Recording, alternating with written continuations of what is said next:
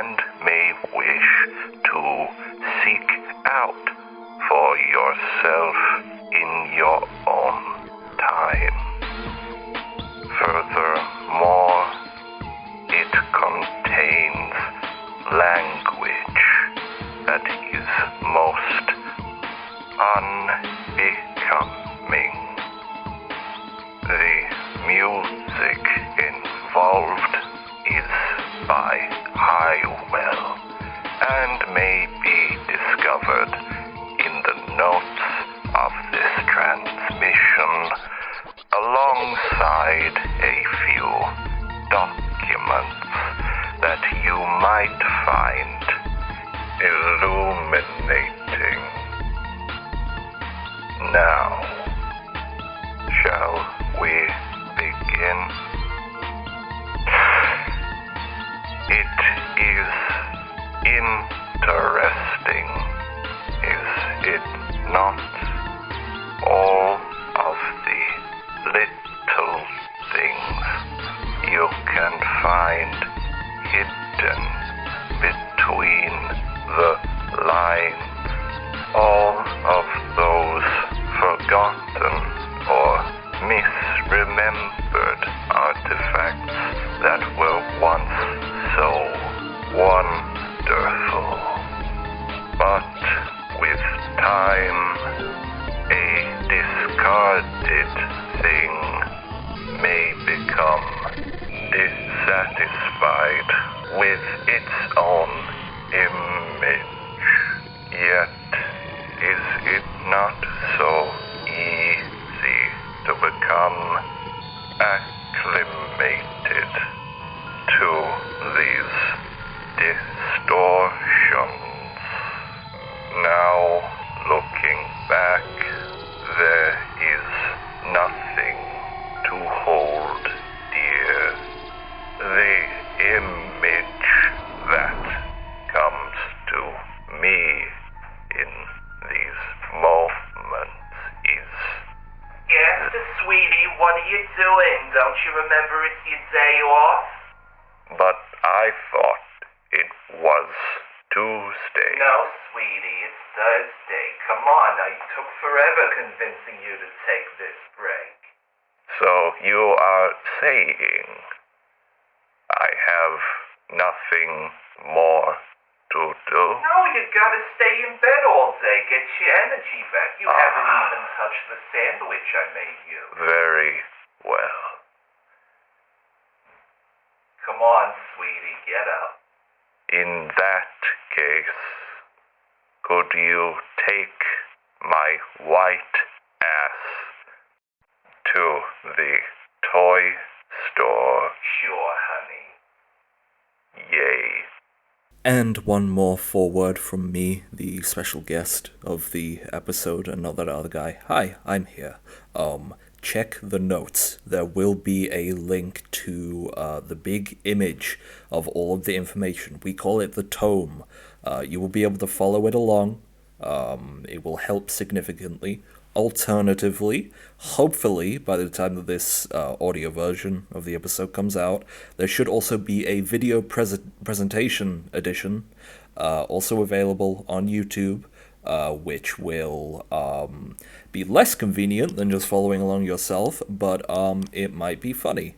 And finally, you will note a few times in the episode, I specifically, me alone, I get a few... Basically, I trip up on my words. I call Undertale Deltarune by accident when I'm asked about that in the beginning. I do it in a few places. I'm not getting the facts wrong. I am just spending 2 hours talking about a PNG that's in front of me that has a lot of text and images on it. You may get a bit confused, which is why I do suggest you use the image. It will be clear what I'm talking about if you line those up. Forgive my mistakes. I'm not very good at communicating.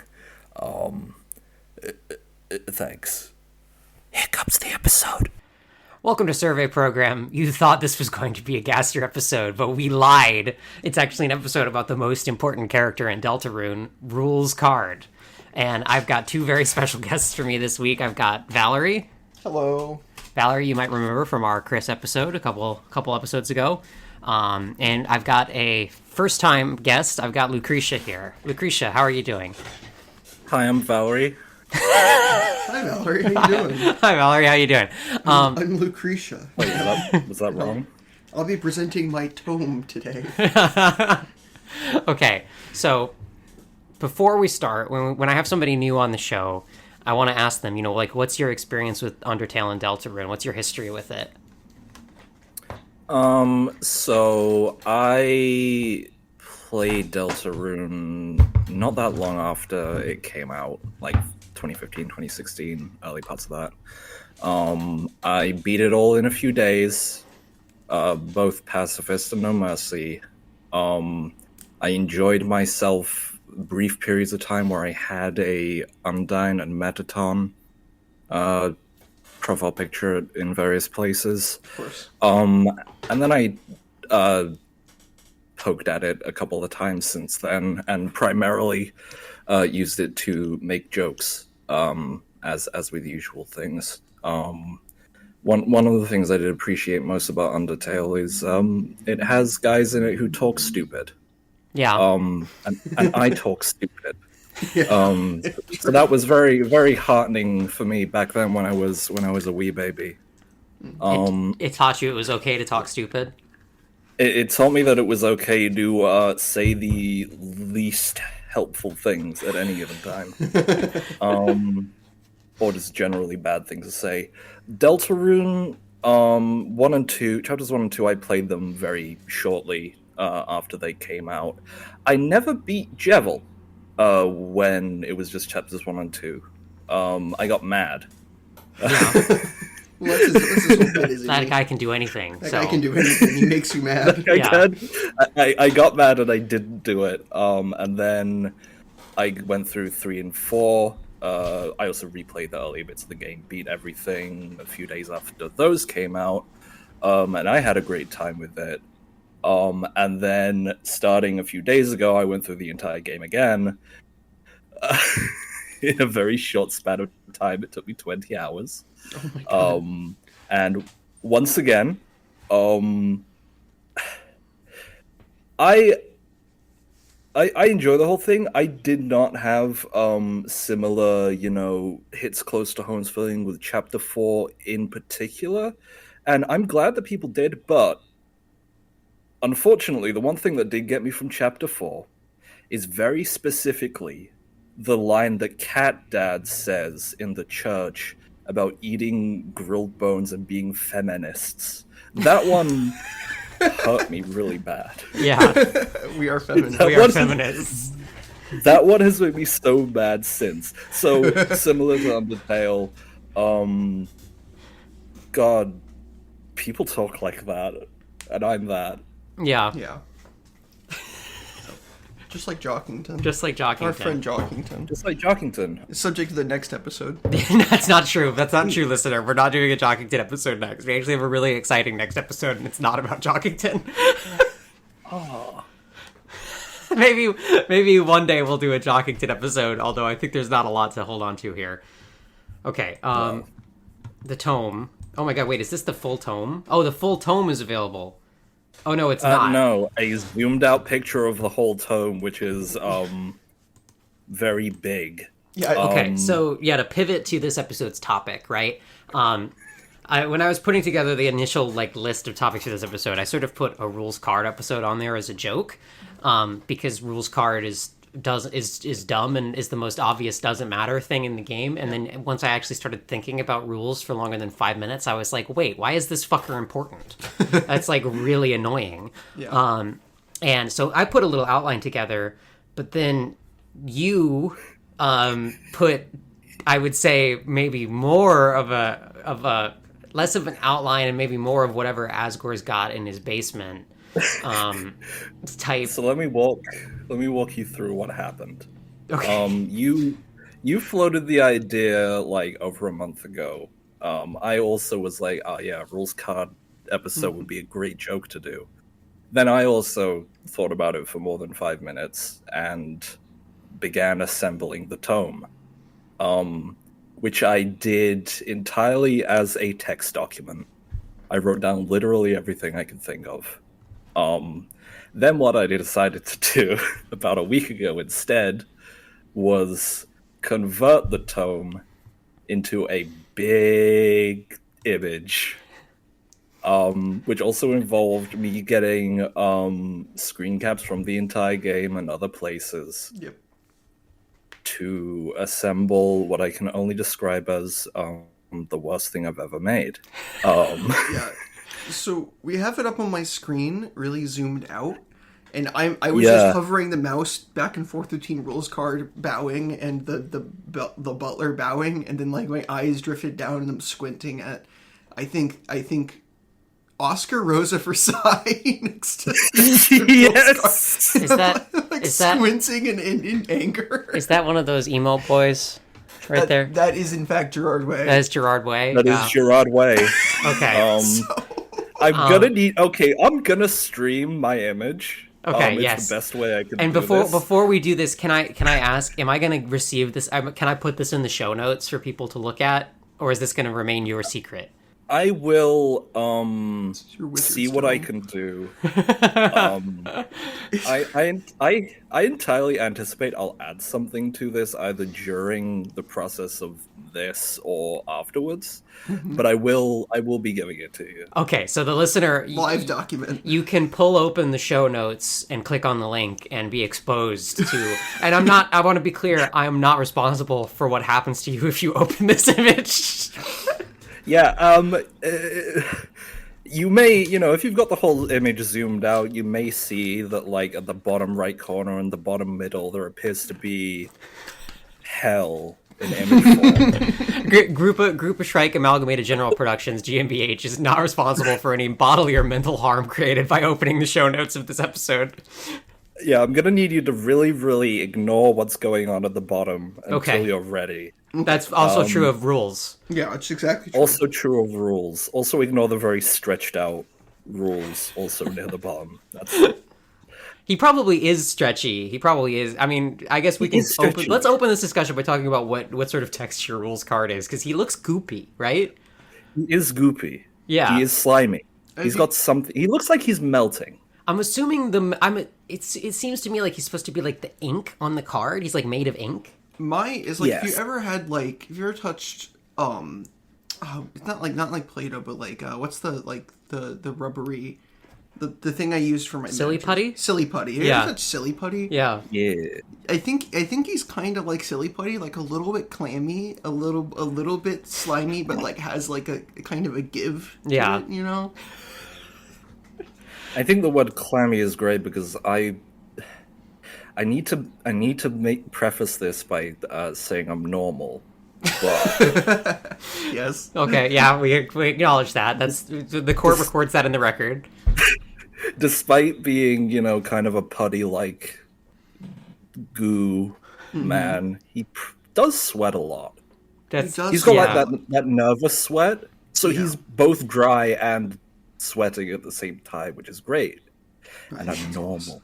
That's It's me. really awesome. I will say that's me during most of my podcast recording session. So, listeners, in case you're ever wondering about that, for some reason, recording a podcast makes me sweat like crazy. Yeah. I'm here. I can confirm. I'm gonna share my paint.net. I made this in paint.net, by the way. All right. Okay. Let me, I'm so nervous. Oh God. Oh, bad idea. You can pull it up. Just, you everything, can everything pull it you up. Just see here. mute yourself. Yeah. Okay. You can see my screen? I can see your screen. I see a big inky blackness. Yep. Yep, and this. Ignore that. That's I can't tell what that is. So I that's- can tell what it is. okay. Here we go. Bam. Oh my God. Okay.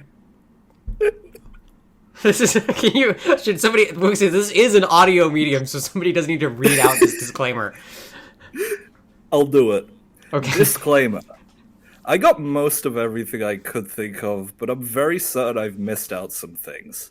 For each thing that I have missed out, I will create another personalized apology video. This is a visual aid, so it's not really going to be useful for a podcast, but sometimes you have to save some of your jokes for those who deserve them. Okay. Including the typo with that. This is the first time I'm really regretting not doing one of those like Joe Rogan, Theo Vaughn type like video podcasts where we're like sitting in a studio with neon signs. Yeah.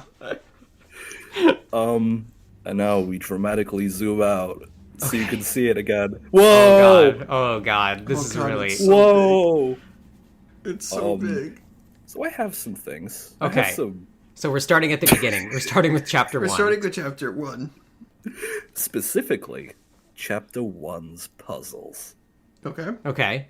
Oh yeah, Rules is like a puzzle guy. He's the puzzle master. Yeah. Dude, the Duke of Puzzles. This specific framing of doing it as puzzles will become important later, and I promise it's not for a joke. Okay. Okay. I didn't. Okay, let me I'll zoom take out. your promise very seriously. How are you scrolling? It looks like you're scrolling sideways with your scroll wheel. How did you do that? It's called grabbing. I'm holding down the middle. Oh, button. okay. All right. Okay. It's called grabbing. You Okay, can I do didn't. it. I didn't see the grab cursor. Anyone can do it. Sorry. Yeah, I don't think you can see my cursor. I can see your don't know how to cursor now. change that. Oh, you can. Cool. Yeah. Okay, so I've also very helpfully in this image given the whatever these are called. I forgot. They have A, B, C. Letters. They're points. Letters. Letters. Those are letters. Letters. They're figures, and they've been marked in order, roughly. So, chapter 1, it has puzzles. Rules card is the Duke of Puzzles in Card Kingdom. That is his thing. Get to more on that later. But, I want to talk about the puzzles themselves, because it is important. And we have here the first puzzle in the game. It's the one where you get the little clock on the wall, and you have to step on the buttons in time, and there's spikes, and there's a few of those. Yeah. Yeah. These are relatively easy puzzles. They're fine. They're whatever. But they don't have anything that says rules on it. And this Yeah. will become apparent later, because I did a lot of looking. And then, B, the first puzzle that has rules as involvement. It's got pushing blocks, where you have to push the blocks onto buttons in order to complete the puzzle. That is most of what rules cards puzzles are like. Okay. Yeah. But, as I have noted, It's kind of this will Ionic. become more clear. It is Ionic. This one is very pussy. It does look at the fucking ovaries. Yeah. For those following along at home on the outline, this is one. We're in 1B now. Yeah. Yeah, it's 1B. This is the puzzle with like the big spiked iron gate that Susie says she wants to impale herself on because she's Yeah. normal. Normal. Yeah, she's very She's normal. super normal. Okay. So Rousey discovers that the instructions for this puzzle, which are on the wall, have been vandalized. And it turns out that Rules Card himself vandalized the instructions of the puzzle to stop you from progressing through Card Kingdom. He specifically says, "Thou'st fools, thou will never figure it out now." Even though it's a pushing block puzzle that's very easy. Yeah. So you can do it very easily. I think I already know where you're going with this, but I'm not gonna. I'm just along for the Some ride. respect. Yeah, I'm sorry. I've had a thought immediately, but I think you've probably anticipated it, so I don't want to like get out ahead of you. You've got a lot of shit. And as I have noted at the bottom here, Rules Card didn't make this puzzle, he just vandalized it. Yeah. It's also, even though it's on the document here, I'm gonna leave that bit for dramatic. Welcome to C. Okay. Card Castle puzzle, which you have to do to get one of the key pieces. You have to do the order of the card suit rooms in Card Castle. Hasn't been touched by Rules Card. This puzzle gets you a key piece, which allows you to go get Jevil. And it hasn't been touched by Rules. And I have put here, possible that he just wasn't told about this one. Yeah. Because I don't think he would want a guy like Rules Card having anything to do with the Jevil Prism. Because he'd probably go and try to. Become his second in Yeah. command. He would go become the vice jester, and Yeah. that would be sucks.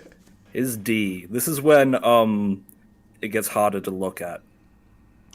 D. This is also one of like the button things. You have to do spade and diamond and then swap them in order. This puzzle has the solution directly above it, which means it's not really a puzzle. It's just a keypad, and you put in the key and you have it. Yeah. This is worse than all of Rules' puzzles. It is easy. You don't really have to do anything. You know the answer. At least for everything else, you do have to figure out that you do one thing. Well, it's kind of a teaching puzzle. It's a teaching puzzle, but within the world, this is the worst puzzle in Chapter 1. This is the easiest one. This is puzzles for idiots. Like Susie. And Someone was Lancer. less fit for the position of Duke of Puzzles in Rules card. Well, it's interesting because there are puzzle pieces that have been deposed Yeah. from that role, right? The guys that are now running the money hole. Yes. Zooms out. It's somewhere in here. Yeah. Okay. All right. I guess I should I'll just go fuck myself then. I haven't thought of anything you haven't thought of. No, please bring them up so I know I'm not insane. This is like if there was a John Boy video, but there was like a second person who was like, It's like, yes. yeah, exactly. I bet you didn't think of this. Yeah. Just somebody heckling the John Boy video. This is 1D, and at the bottom I have put CF. This is You one of the put few notes. times This is one of the few times I actually bother to link them because I'm going to do it as it goes along. I realize how annoying this was.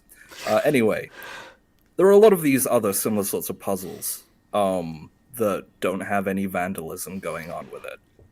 He either didn't have time to do them or he just liked them. Yeah. But, and here we are at F, which is the one where Clover appears. It's another one of these puzzles. He's vandalized the answer, which is also just right there. And he did it to hinder you again. How do you know this? It's because Clover tells you. Wow. I tricked you into thinking it's a mystery. AK just came by. Rules card also tells Clover the answers. Because she's guarding the area and she can go wherever. That's beautiful. Because she's special. Yeah. She's special. Rules card does a shit job at disguising the solution. Yeah. You can figure out half of it. Because Yeah. it's red, black, red. So, great job, man. But, Right. as we go back to D, that one, Yeah. he wasn't going through all these places and just picking puzzles to fuck with. So he was doing something shortly before you arrive in the Dark World or during. Keep that in mind because we'll get to why he does that. Okay. Okay, I'm thinking. I'm All keeping right. it in mind. Also, worth noting, was he referred to as a hunk or was it as AK somewhere? That's RK. You dingus. Okay. Clover Rules- call it That's an RK. R? That's an R, yes. Toby, your fonts. Toby, your fonts. So, Rules card is a hunk. We Yeah. can establish that. At least Clover thinks least- so. at least Clover- Okay, two of Clover's three Established. heads think so. There's the third lesbian head that probably doesn't think so. Well, who cares about that one? Yes. I'm sorry. So. Rules card is going through all of these puzzles and just deciding that he wants to vandalize them to prevent the party from going anywhere. But that also means he did okay this one. He thought Yeah. that was okay. Yeah. He thought that it was okay to have the solution there. Yeah. And this last line here, he might not be the biggest puzzles moron, but he is up there. Yeah. But I think what you're emphasizing in this section is that it's not like he had a lot of really qualified competition for Puzzle Master. Yes. At the end of the day, maybe it was okay that all those guys got fired. Suck. Anyway, this is another puzzle. It's the one where there's a big harmful thing in the middle, and you have to go around, and it lights up a tree, and there's a button in the tree. This is a puzzle. Rules hasn't touched it.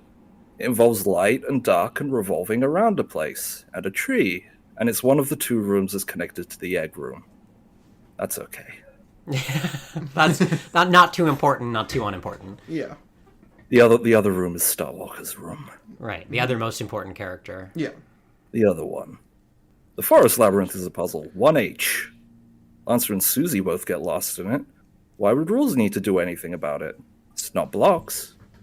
People get lost in mazes all the time. And rules can teleport. That's true. That's true. He doesn't. He probably has never even gone through this path ever. He does not care. 1I. In Card Castle in the prison, there's more of these suit button things where you have to swap them around. They also have the combinations directly above them. You help Susie with the first one, but then she does the second one on her own. She learned. She figured it out, and Susie is notoriously bad at puzzles, so she's immediately learning, immediately figuring it out. Whoever made this one sucks as well.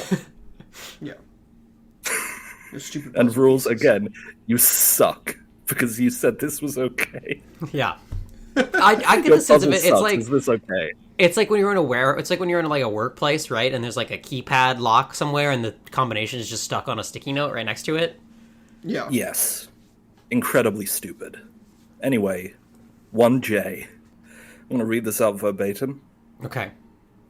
Oh, yeah! Rules card first ever puzzle. Locked in the room, Force 2 puzzle. Also, this puzzle unlocks a block path in the previous room. Good puzzle equals strong muscle plus fucked body. Oh, yeah, he sucks at them. Good. Yeah. But Yeah. the puzzle, it appears because like he appears, right? He does teleport both the button and the puzzle block, and in one case he like teleports a piece underneath it as well. So you can just move environments when he teleports shit. Yeah. That's important. However, it is a one space block pushing puzzle, Yeah. Yeah. and he thinks it's great. Yeah. Yeah, what will you do about the second one? Because then he shows up later, Yeah. followed by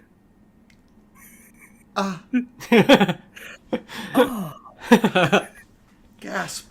My puzzle. so rules is two puzzles. Yeah. One is pushing a block 1 square, and one is pushing a block 2 squares.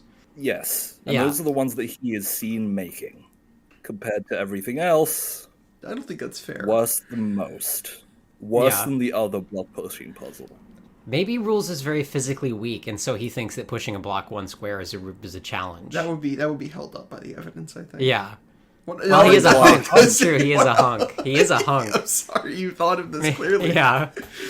And besides, he could teleport things in. He could That's true. teleport blocks That's true. around in. Why would he need to strong? Anyway, as I said here, good puzzle equals strong muscle and fucked body.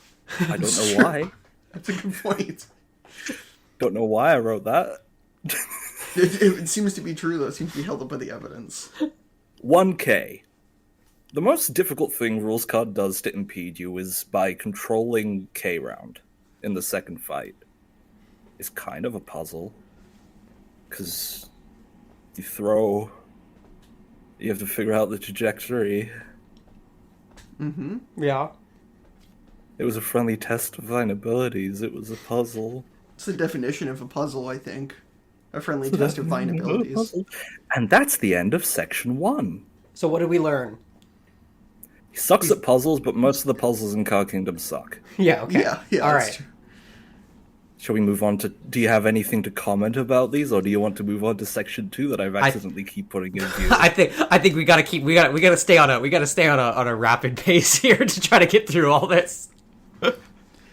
Section 2. Interacting with the game itself. Okay. I have 2X here, which just has his quote from when he vandalized the first puzzle that says, P.S. I make my own rules, RK. Yeah. Yep. This is the TLDR version. He just does whatever he wants. But let's use some examples. Here we go. Shawn, in chapter... This is 2A. Shawn does the thing where they clarify how their name is pronounced in text, which doesn't make sense unless someone is reading it. Yeah. All the characters in the Dark World have voices. They talk about each other's voices. Yeah. So this dipshit's doing it for the For player. our benefit. Yeah. Rules Card also does this in his chapter 2 boss fight. Pronounce rules. Pronounce rules. The rules, pronounced rules, are simple, and also his boss battle theme is called "It's Pronounced Rules." Yeah. What the fuck? How does he Okay. do it? Interesting. And somebody, presumably Sham, is responsible for locking Jevil away, right? And so, Yes. presumably Sham would have been the one to not loop in rules on the puzzle locking Jevil away, and all three of them have some sort of meta awareness. Yes. Okay, I'm assembling something. I'm seeing it.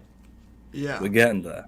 We're getting at the point where I do want to part the curtain. I did puzzle this. The puzzle again. Yeah. I want to just a quick note, totally unrelated to rules. You see that little guy on the shelf behind Chom, or little girl, or whatever it is? I'm not sure. Yeah. That's a character from Temmie's game. Oh yeah, it is. Yeah. Next to the potions. Yeah. Yeah. Nice to look at. I like Shawm. Can we do a Shawm episode instead? I would love to do a Sham. I don't know if there's enough there right now. There's not enough, huh? No, okay, that's true. I find it, said huh? that. Yeah. Fire Lucretia. Yeah. I can't invent it. Yeah, there might be more. Yeah, I mean, I do think Sham is going to be very important in Chapter 5. All right, let's move on. 2B. Yes. 2B. During his Chapter 2 fight, when it's on your turn and you let the song play out, Rules card says "Hey" at the end as an actual speech bubble. Hey. Hey. That's cool. He doesn't do it if you remove the file from the game. Huh. Okay, yeah. Okay.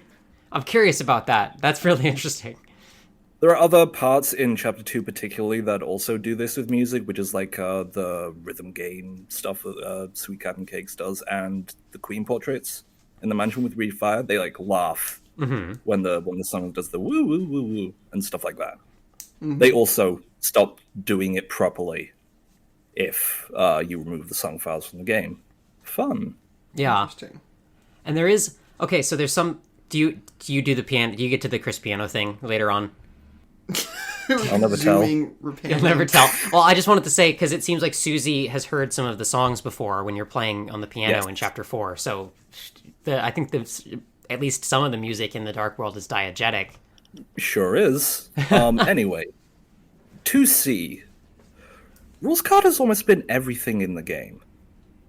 Yeah. He's been a key item, which you can't interact with. He's a light world item, because he is cards in your pocket.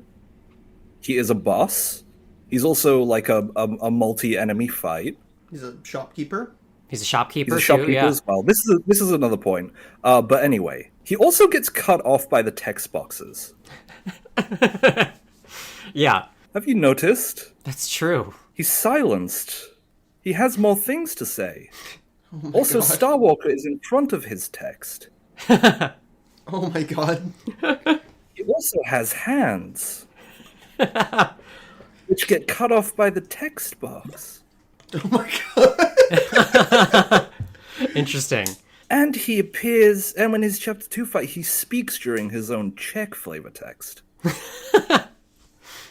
That's weird. Also, in earlier versions of him being a key item, he appeared as just like a few hand pixels off the right of the screen instead of in the corner. He also just puts himself into a Chapter 3 fight that he's nowhere near at one Yeah. point. So again, he's just doing what he wants, because he's a little pervert. True. 2D. 2D. His theme song in Chapter 1 changes pitches based on how he feels.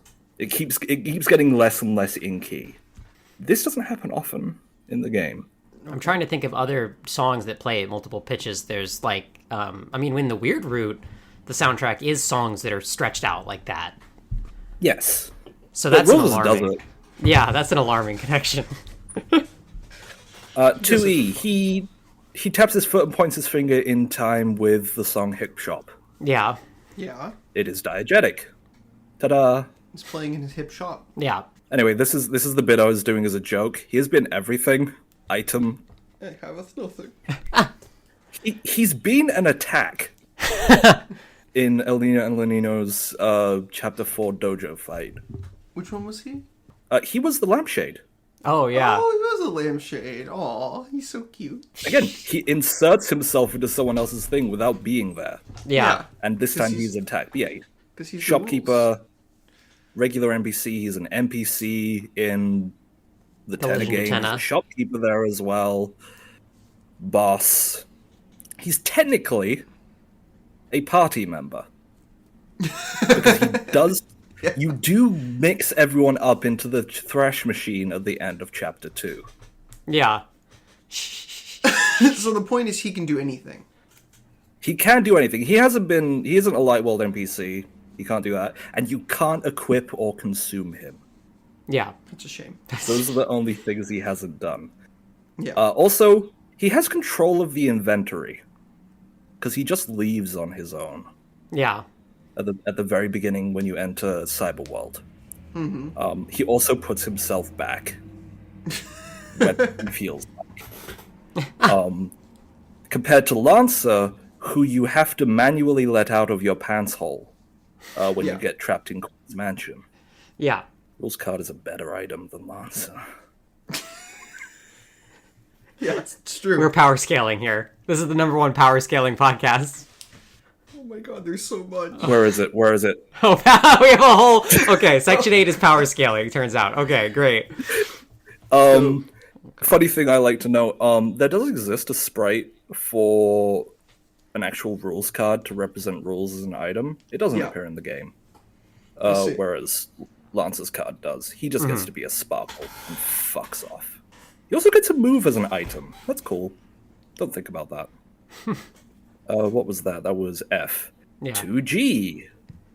He does the thing in Chapter 1, 2, and 3 where he darkens the screen. And his text gets at the top with narration, sometimes without text sounds, and sometimes without the asterisk before it. Mm-hmm. Yeah. That's scary. Yeah. Very. In Chapter 1, it's also one of the funniest jokes, because then it's Rules card. Yeah. You think it's gonna be the big bad. His first line of dialogue that he actually speaks are, "So the worms have decided to crawl out and play," when he does do this screen darkening thing and there's no text sound. He doesn't speak like a weirdo in this one. Also his first line of the game. Yeah. Tricky Toby, you've done it again. Interesting. You've done it again. So he can be scary. 2H. He starts and stops his own theme over and over just before his fight in Chapter 3. Yeah. The song is diegetic. Awesome. Also, he does it when Susie just interrupts him. Because he's nice. He's polite. He's kind. What is 2I? Oh yeah, his Chapter 3 boss fight, where he pulls out his rules card and decides that the fight is not going to work like any other fight in the game. Yeah. This is probably the most make shit immediately up. recognizable, like, picked up by many people instance of rules, like, making the rules. Yeah. Because he spells it out, right? He's like, I make the... What does he say exactly? He says he makes his own rules. Makes his own up here. rules, yeah. And then just... Yeah, there we go. And then just kind of does whatever he wants. So I think this is, like, this is the entry level understanding of rules. Yeah. He makes it explicit This is the himself. entry level thing. Yeah. He uses his rules card, which means that you can only act throughout the fight. Yeah. On top of that, you can't actually use an act menu when you do act. You either do a pre-selected dance thing or you select a thing on a slot machine. Yeah. So he's just removed functionality of act as well. Lancer shows up, uses his Lancer card, and then Rules card pulls out more Rules card to fuck with the rules even more, and turns it into that slot machine game. Yeah. He does directly trap you in the game himself, instead of like running into you like enemies do. Yes. He decides when the battle starts, ends, and like changes tempo just by saying it. He does that a lot. Yeah, he does tell El Nino and La Nino to stop, and then the bullets do stop at this point. Mm-hmm. And then when he says go again, they go. He then pulls out his laser pointer and interacts with the soul directly. A little red light in the dark that the Little red bullets light follow. in the dark. It's true. Yeah, he does that for the last part of the fight. And the annoying dog appears in this fight as well. Yes, it does. The Demiurge appears in this fight. Yeah. He has 4 shadow guys in this fight. They have 2 of them have bunny ears, 2 of them have cat ears. That's less important. They don't have hats. Yeah. Which means if you were able to use the act menu to do the sharpshoot skill, they don't have anything to shoot. Mm-hmm. So you wouldn't be able to spare them anyway.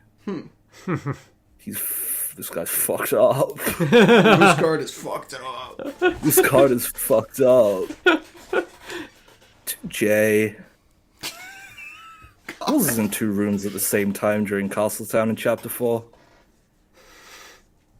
I think I saw. He's both in Queen's room and Tenna's room. Just like Sans. So he just walks back Just and like forth, Sans. or teleports. Elenia says that she thinks she saw him moving between the 2 rooms repeatedly, but you never see him do it. Okay. And he can teleport. We can just assume that he does teleport or walk. He does one of the 2. Okay.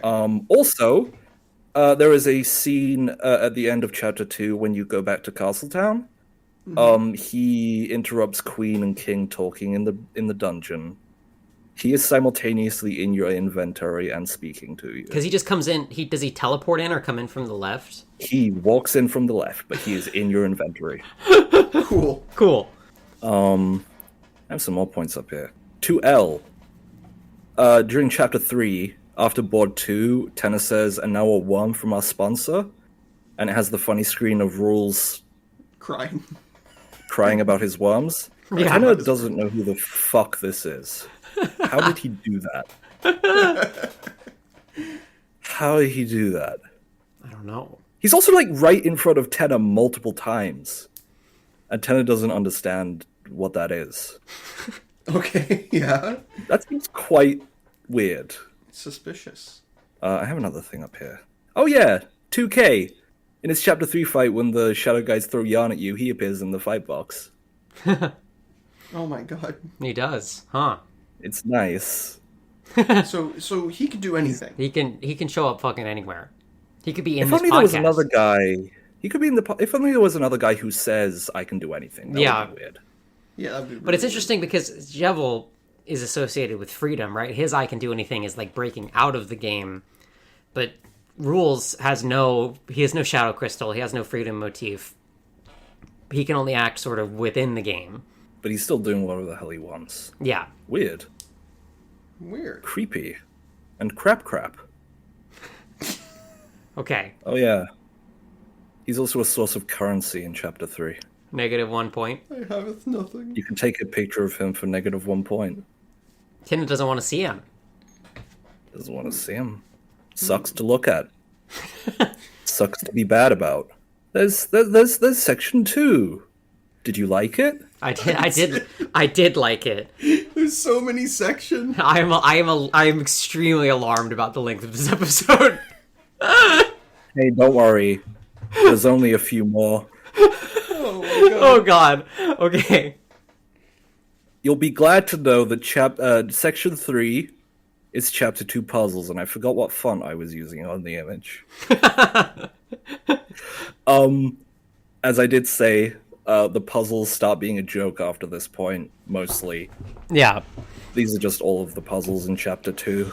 Yeah. And Rules is not responsible for the Chapter 2 puzzles. Yeah. Rules is not responsible. A lot of them are significantly more complex and require thought compared to the Chapter 1 puzzles. Some of them are impossible to complete without someone making their own rules and fucking it up.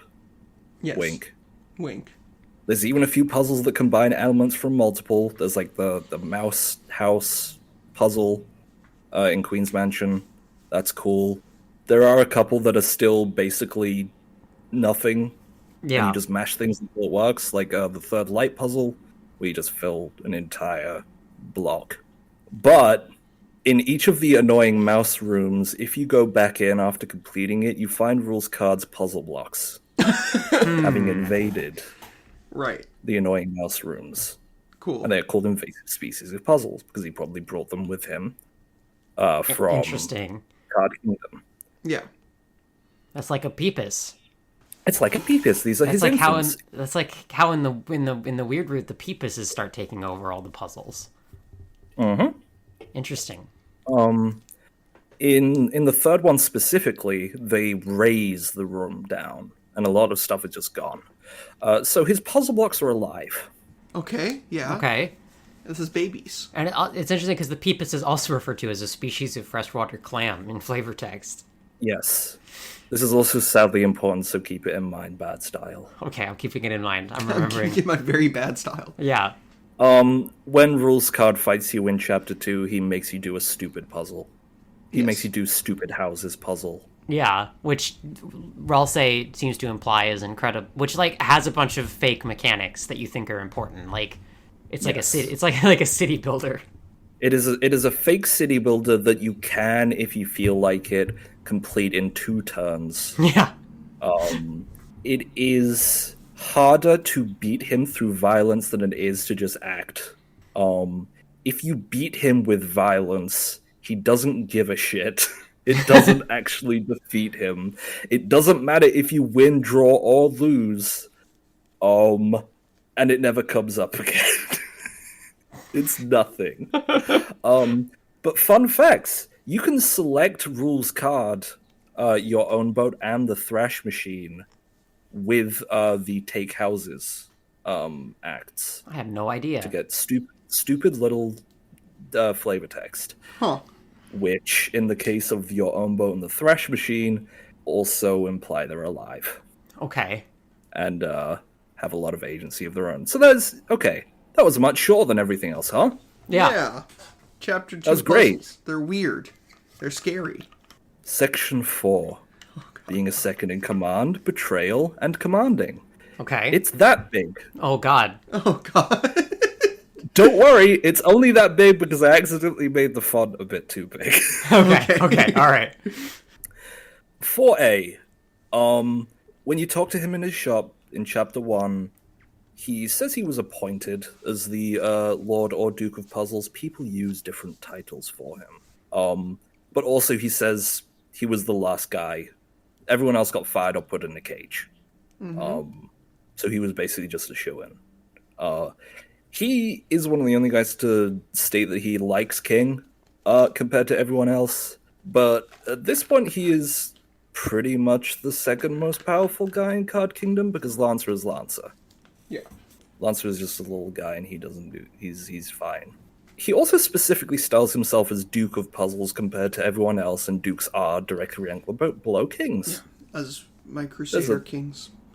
Yeah. This is like a real world fact.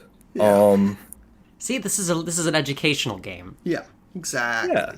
2B. When you defeat K Round that he's controlling, he pretends that he's not owned, and then he switches sides to you and pretends that you're his best friend. Yeah. In this specific instance, when you talk to him after beating King, he does position himself above you. He says the Tale of Rules card and the 3 heroes. Interesting. So he's not their second in command. Interesting. He's above them. I believe I have another thing down here. Yep, here it is. Question. Why does Rules want to become someone's second in command? Toby. He wants to be a big shot, but doesn't want to be burdened with the responsibility. So second place is the best. And that's from a new Interview. interview with a Japanese magazine whose name I do not recall from this week that I will link in the description. Yes. That's fun. Big shot. Big shot. Big shot. Big shot. Don't think about that. Yeah. There's 2B. 2C. Because fucking Rules has to be connected rhetorically to every single goddamn important character in this game for some reason. Don't worry about it. So, 2C, he forces you into fighting K Round again by putting a control crown on it, which lets him control disc-shaped life forms. It hurts K Round when it wears it, but it was going to attack you anyway, so it doesn't particularly matter. You can't fight... You can't fight K Round to death. It will just heal itself over and over again. Yeah. If you do try to use violence, you have to act it to spare it. The control crown that Rules uses is also alive, also a living thing. You can interact with it if you skip Rules' dialogue after that fight. It flies off and lives a better life. You also cannot interact with Rules in any way during the battle. So here he is commanding something. That's fine. 2D. He tells you that he's gonna go find a new evil ruler right at the beginning. He just tells you that he tells you everything he's doing all the time. Yeah. He's not hiding anything. He's very transparent and honest. Maybe because he's so powerful that he doesn't need to be. That he doesn't need to use deceit. He specifically asks that you bring in an evil ruler at the beginning parts of chapter 2, but wants to not be employed by Lancer, so Lancer is not evil ruler enough. Yeah. Yeah. Hashtag peace. Hashtag peace and love. 2E. He pretends to be on your team, and then immediately jumps out when you get into Cyberworld. Mm-hmm. Talked a little bit about that before. So he's betrayed you again. He's just left. He told you he was going to do it. Yeah. Yeah. 2F. After he leaves your inventory, he floats his way to Queen's Mansion, finds Swatch, wants to become the biggest butler in the world, gets told no. At another point, he finds Task Manager, thinks she's Queen, attempts to become her minion, gets shit beat out of him. Yeah. And then, obviously, his Chapter 2 boss fight, he's capturing those little houses so that he could give them to Queen. Yeah. He's very stupid. He made a puzzle to impress He her. invented a puzzle that didn't matter Courtship ritual. to impress her with her own house. Yeah. Yeah. So he's definitely switched sides here. In the weird route, you can't fight him. He is petrified in front of Color Cafe. Mm-hmm. You never learn about his betrayal. And he stays your friend. So it would be too much. It'd be too much of an emotional blow, you know.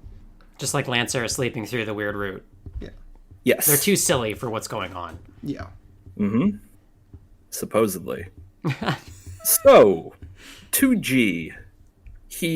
His Chapter 2 boss fight has him on the thrash machine that you make in Chapter 1. The funny little thing. Once again, he never directly attacks.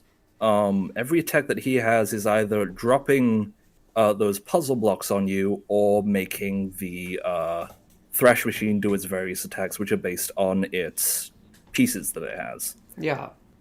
At the beginning of the fight, you get the flavor text, Thrash Machine reluctantly fights you. The Thrash Machine is alive. Oh my god, I know what's going to happen with Rule's card in the future. He's gonna die. No.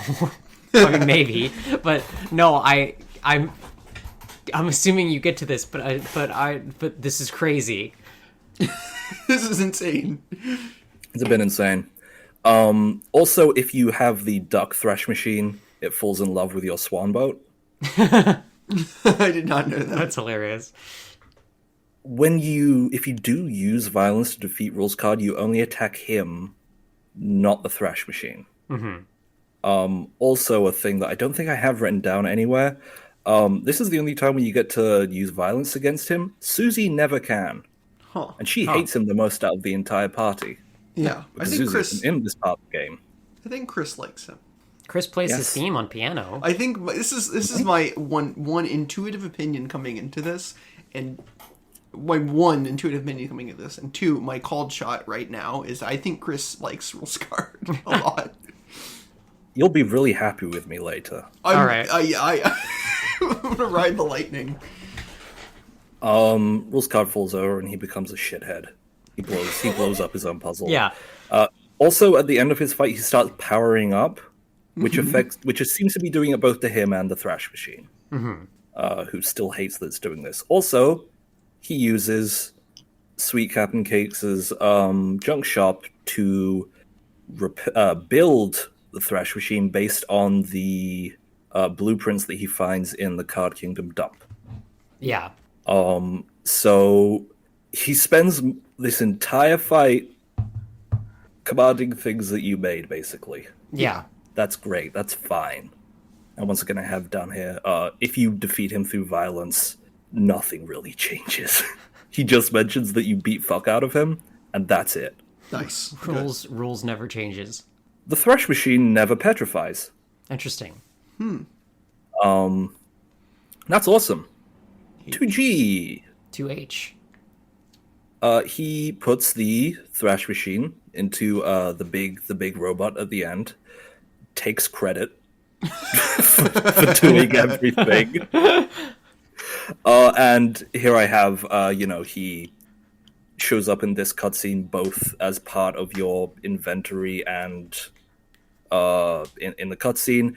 And while he's here, like, he went back to your side to give you the thrash machine, calls himself your humblest servant in your inventory, immediately tries to become Queen's second in command again. No, he calls himself your humble servant and Yes. friend in the chapter 3. In the chapter 3 S-rank room says always at your humble service. No, why is he connected to everything? Why? Don't worry about it. And the demon voice in the Code and Undertale says, I will serve you to the utmost. We love fun, don't we? Ah! Why is rules important? Now we go up here. Oh my god. There's so much. There's so much. Rules is in your inventory at the end of chapter 2. Yeah. He once again leaves before Chris and Susie wake up. And when he first shows up, he has one piece of dialogue where he's telling you he wants to be Tenna's second in command. Yep. But he's just asking you on how to do it. Why would you know? And why would he know that you knows? Does Tenna know that Chris knows? Does Rules know that Chris has prior experience with Tenna? That Chris has a deal with Tenna? He's standing right next to fucking goddamn Ram. No. No. No. I have. I'm so mad. I have nothing. So for Jay, he shows up in the middle of right at the end of the board 1 fight against El Nino and El Nino. Baba. I keep fucking it up. It was at this time that the special guest was accidentally homophobic despite being gay also. An apology video has been produced in full earnesty in order to re-obtain your favor. Immediately trying to court them or implying that he's going to do it. He accidentally makes a shop and you steal his blocks away from him. Those aren't his anymore. And then he has nothing. I have nothing. Makes you wonder why he's constantly trying to be someone's second in command. He has nothing. Red glowing eyes, evil route. I haveth everything. He does end up being one of the lovers at the end of chapter 2, which gets you to Atlantis, and then makes a throuple with those idiots. Yeah. Once again, Rose isn't really doing anything to you during this part of the game. He's just being bisexual. God bless him. Just like Clover. He isn't paying attention to anything that you're doing either. He's in the S-rank changing room after board 1, doesn't even turn around to look at you while he's doing his makeup. Then when you talk to him after board 2, he thinks that you haven't done the cooking show yet. Yeah. He isn't your enemy. He's not even here for you. He isn't doing the second in command thing because he wants to fight you. He's doing it because he wants to be the second in command because he has nothing. Yeah. And at this point, he has love, so he's like just fine. Yeah. Rules card retires. Everything's good for him. Like, notably, he doesn't petrify in this world. Yep. Haha. Stay tuned. All right. 4K shows up again when you're escaping after board 3. Immediately once again says he's not here to fight you. He doesn't care anymore. He has love. But does mention partially that's because he thinks he already is Tenna's second in command. Yeah. Because he's with the weather. But like, for this moment, while he is convinced about this, he isn't here to fight you. He's just number 2. He's just getting snacks. Yeah, he did his job. That's awesome. When he does realize that he doesn't get to be second in command because he's part of the thruple, he does begin to start a fight with you, but he specifically does it non-violently, quote unquote. He also admits that you would kick his ass if you did it violently. So in the span of a few seconds, he's betrayed you again. Oh god. It keeps happening. For L, he uses his rules card to command everything. Yeah. He has minions, which do attacks for him, and then he does something that is suspiciously close to how Chris uses acts. Yeah. Yep. With the laser pointer. Oh my. And also, after the fight, am I gonna cough? No. El Nino and La Nino, they're uncomfortable with the way that he commanded them. Is he Is a proxy for Chris? Is he weird rooting the weather duo? Is he like a proxy for Chris? Is he like a in character proxy for Chris? Is that what's going on? Ignore this box. Oh my god. God. You've foreseen everything. Ignore that box. Oh my god, he's there we go. Dark World Chris. Here we go. He's like, M. bots. Fuck my life. He steals Tenna's debit card Oh my god. and replaces it with one of his rules cards. That's how Tenna can do all of that during board 3. Tenna also doesn't notice. And rules card is using Tenna's debit card to pay the shadow guys. Although after the fight, he runs away and doesn't pay them. Yeah. Oh my god. So basically, Rules is kind of a little bit responsible for everyone leaving Tenna. Because he doesn't have money anymore.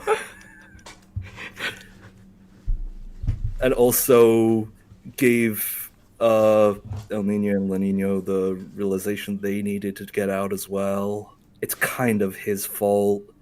And he only stops the fight when he gets re-betrayed. And then he leaves with his snacks. Don't worry about it. Where's N? There you are. In Chapter Plus Castletown, he's trying to second in command and fuck again. Yeah. He's so into it. He's in 2 places at once. He's less about the second in command thing, and this one he's just going back for love. Yeah. And he's so into love at this point, he doesn't put himself in your inventory conspicuously. But he does also put himself in the dojo fight, as I've he also talks about Tenna. He's the only person to talk about Tenna after you give it to nobody. Mm-hmm. No one else cares. Anyway. Oh. This one has a lot of text. Oh my god. Okay. So why doesn't he continue his consistent attempts to become someone's minion in Chapter 4? It's not like the game isn't committed to its stupidest running gags. It's pretty integral to Rules' character, and even the gag side of it develops considerably between chapters. Points that I've more or less gone over in this section. Doesn't really want to fight the party per se. He's like a Team Rocket villain, which I took from the document you made. Yeah. Yeah. Kind of just wants to be someone's second in command for the sake of being that. Usually an evil leader, which isn't Lancer. And more than that, he just wants the love. When he has 2 partners, he wants more. He's greedy. So those are he's greedy. With those in consideration, plus other sections, welcome to my game theory. Or welcome my game theory. I'm sorry. All right. We got special guest Matt Pat on the show today. Yeah. Yeah, I have a lot of things that I just spitballed about. So he puts himself in your inventory in Chapter 2, and he's still there in Chapter 3. He goes with you. He could be doing that because he's just going to be there wherever you go so that you can neg you into making him your number one psychic. Uh-huh. In Chapter 3, Ram does mention that darkness from different dark worlds know each other. Ram knows Swatch and Queen. Interesting. Very specifically. Rules does immediately try to go find Queen, and immediately gets to where she is at the beginning of Chapter 2, and does so with Tenor. Rousey appears in all of the new Dark Worlds without going into Chris's inventory. He can go wherever he wants. Rules can also teleport and go wherever he wants. He does this frequently. Rousey says that he senses the Dark Worlds opening. It's possible that Rules also did. Because the library Dark World was opened within that span of time that you're checking out the castle town at the beginning of Chapter 2. Mm-hmm. Yeah. So, he could feel it. In the TV world's case, he was just kind of in your inventory. So that one was convenient.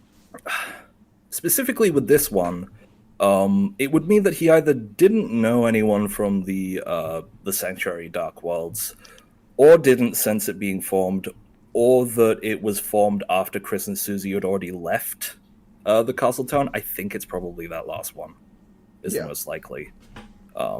He just didn't have time to put himself in your inventory. That's it. He fucked up. So there's one idea. It doesn't have a boss, also, unless it does. It has the knight. Okay, I assume you predicted this. Yes. Ignore the big red text. Seeing the big red text Right. at the bottom of the screen. 2, as we've done a little about, he might have known what King does, because at the end of different chapters, he warns you about Queen, he warns you about the Knight, despite the fact that you've already done that. King is one of the few guys who actually talks to Rules. Could have told him some of these things as a last-ditch attempt to get revenge or whatever. But also King doesn't like him.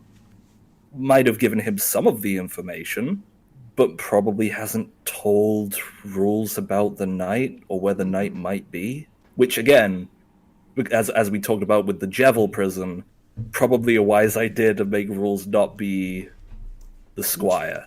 Yeah. I As it mean, were. King never even met the knight directly. Jevil was the go-between. Yep. Mm-hmm.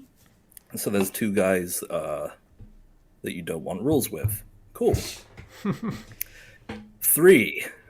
Rules did know about the Knight and the Sanctuary Dark Worlds in Chapter 4, but for one reason or another did not consider the Knight to be suitable for him to become the right hand of, which would imply either Rules thinks that the Knight is so evil that they're not the right kind of person for him to work for, or he doesn't consider the Knight an evil ruler, like Lancer. Yeah. This is a joke theory, but the latter would be fucked up. 4. Rules doesn't need to look for a new employer or lover, because everyone in Castletown is there.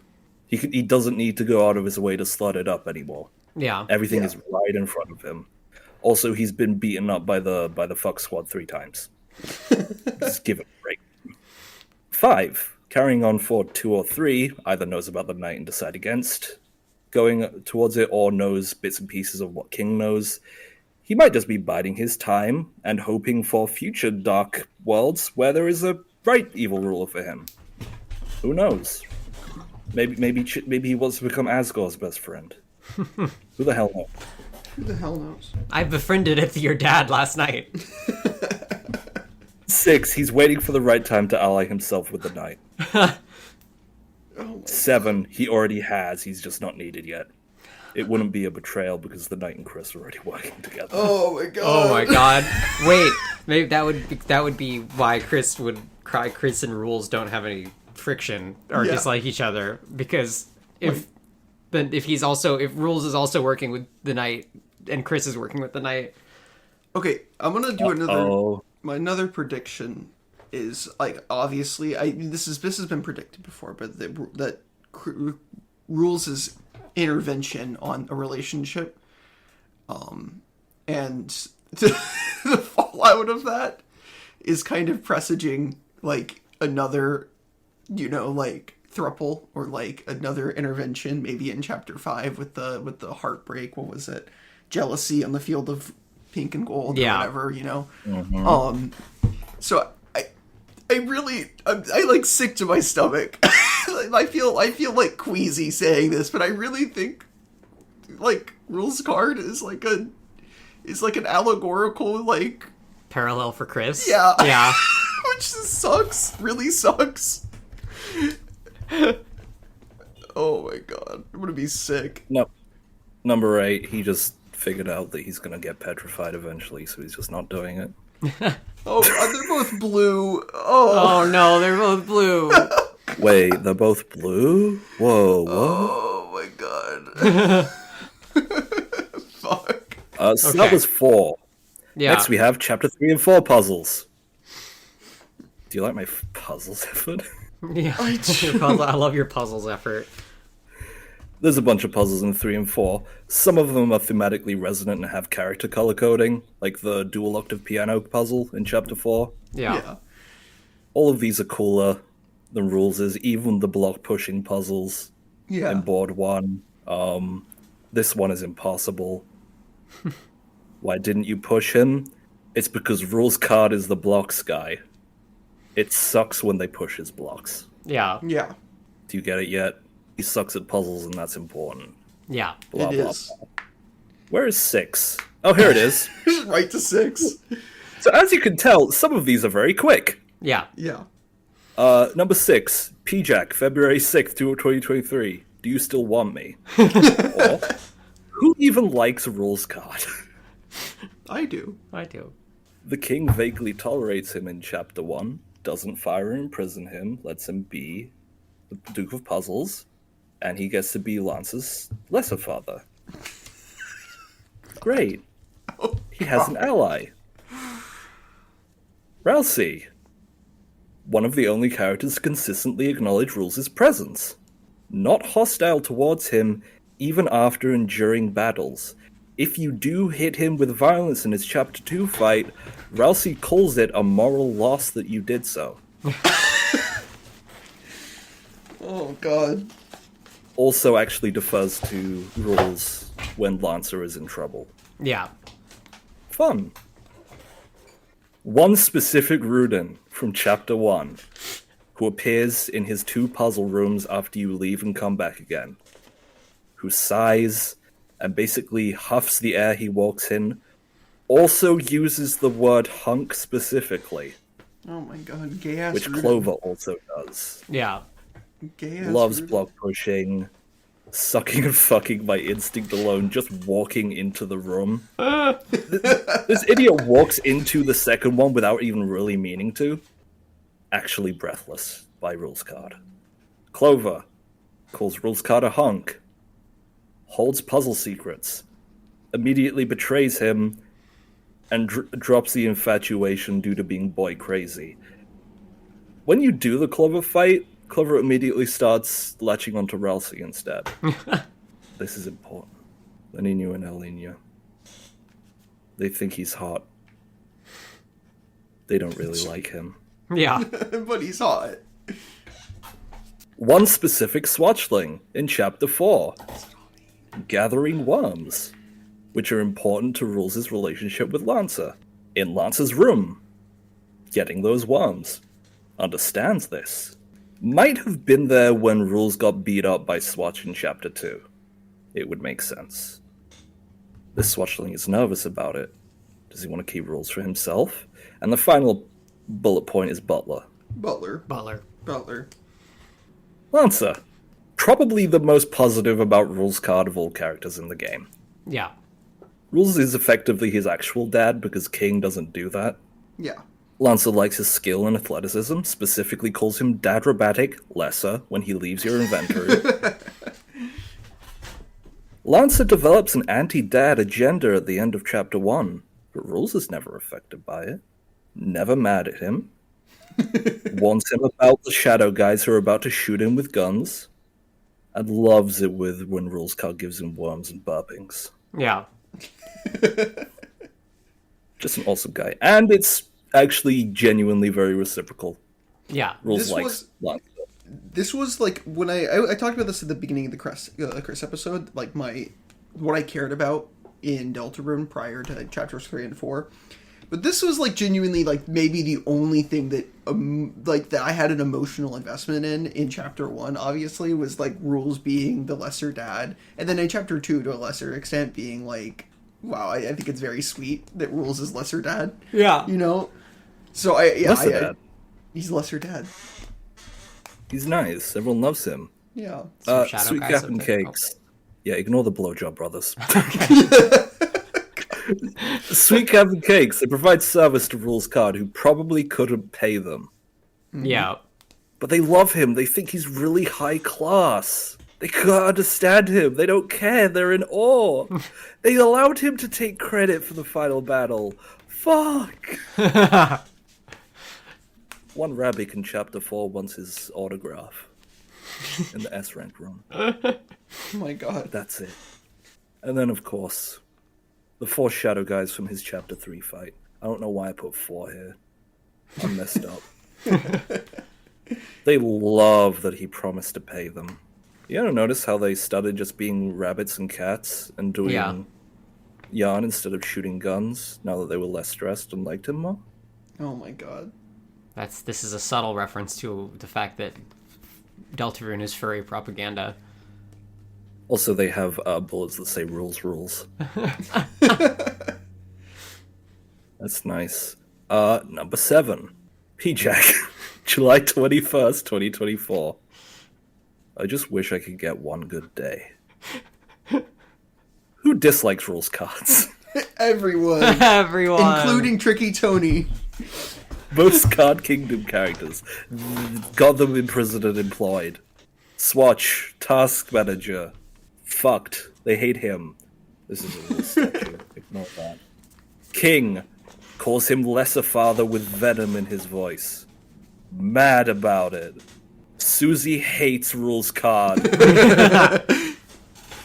Susie is the only one to object Rules coming with them, but the flavor text says Rules became an item even though nobody wanted that.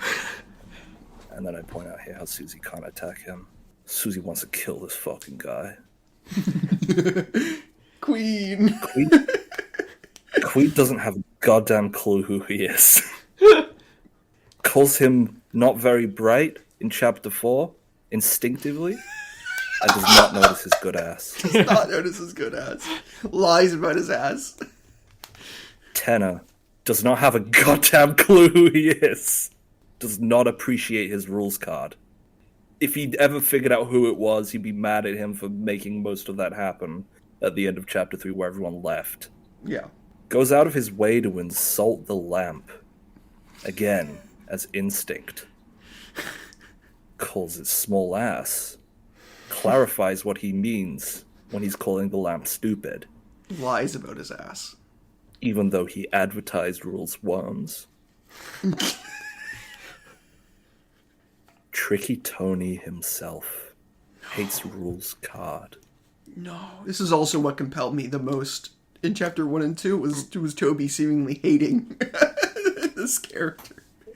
Rules card used to have an epic battle theme. It's pretty good. I like it. But it was cut from the game. Because Tony thought Rules wouldn't have a song as epic as that. Because Rules sucks. He's not very epic at all. He's not very epic at all, despite the fact that he can teleport. And in the Undertale 6th anniversary stream, Toby Fox said, and I was like, thinking that everyone was going to hate that guy, but I guess not.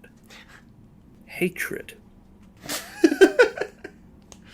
His rules card sprite. It doesn't exist. Here's the duck flag for his chapter 2 boat, which was cut. Here is cut content of Rules putting his puzzle blocks in the board 1 puzzles. Cut content. You could fight Rules card in the cut board 3, and it references the worm commercial. Rules might have done more puzzles. Rules has dialogue sounds that were cut. They don't let you use blocks. Does Tony Fox hate Rules? Ignore this sideways text. that states I might bring back the cut content to make a point. Okay. I wouldn't do that. So that was 7. That's Yep. everyone who hates rules card. Yep. Yeah. Power 8. scaling. Oh, God. All right, let's go. Power scaling. 8A, refer to everything in Section 2 with him interacting with the game. Yep. 8B, he teleports. He can teleport himself, he can go wherever he wants, he can bring other living things and environments with him, he can bring inanimate things like big boats with him, and just do a lot of people. They kind of fell out of his teleport beam Yeah. as well. He just dragged him along. They being El Nina and Lenino. Yes. Remember, That's- some of our that's- listeners can't see this. I keep forgetting I don't say things. C, he goes wherever he wants. When he does actually physically move, Rules Card does it really, really quickly. Like, he doesn't even have a sprite that, like a walking animation. He just kind of slides across the floor really quick. He's in 2 places at once. 8D. This is a power. I Yeah. wanted to bring it up here as well. Yeah. Yeah. Does have at the very least some kind of engineering knowledge. He built the thrash machine. He's a STEM That's major. important. No. He's a STEM major. I'm joking. No. Not AF. He has a power up at the end of his Chapter 2 fight, which also affects the thrash machine. He doesn't get to do it because he gets petrified. 8G. Rules is only partially petrified during his Chapter 2 fight. He doesn't respond like he's in pain or sick in the same way that Lancer does. And Lancer's also takes place over like a protracted period of time. Like he slowly loses hue and then he just all goes. It also takes Rules a lot longer to petrify in Chapter 2 than Lancer. But they are in the Dark World for the same amount of time. Let's go all the way up here. In Chapter 3, Lancer acknowledges that he has some time left before he turns to stone when he meets you in the green room after the first board. He's never actually shown petrifying. He is perfectly fine throughout the entire chapter. Rules doesn't mention anything like petrification or show signs of it either. Chapter 3 takes place over a shorter period of time than Chapter 2. That's like a few hours compared to most of the day. But here's some more points about that. Ram also half petrifies if you are doing the sword route, sort of similar to how Rules does in Chapter 2. But Ram is visibly pained by it, and he can't move at all. You have to push him out of the way to do the last round of the original video game. Outside of the sword route, he fully petrifies by the time you get to the last time you go to the green room, which is odd.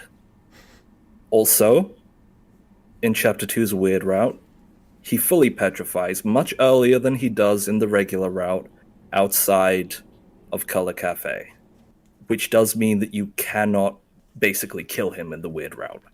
That's convenient for him, isn't it?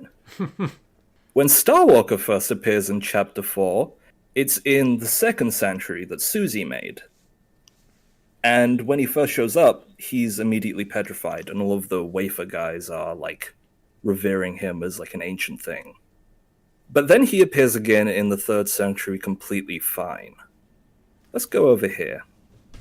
Rousey's specific wording about why that happens to certain people in different Dark Worlds is that the world reflects the will of the fountain, and by extension, it reflects the will of the person who made the fountain. Yeah. And Rousey specifically says they might not belong if they go to another one.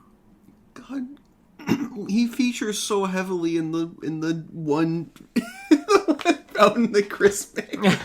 Oh my god. Oh. So here's the thing, right? Yeah.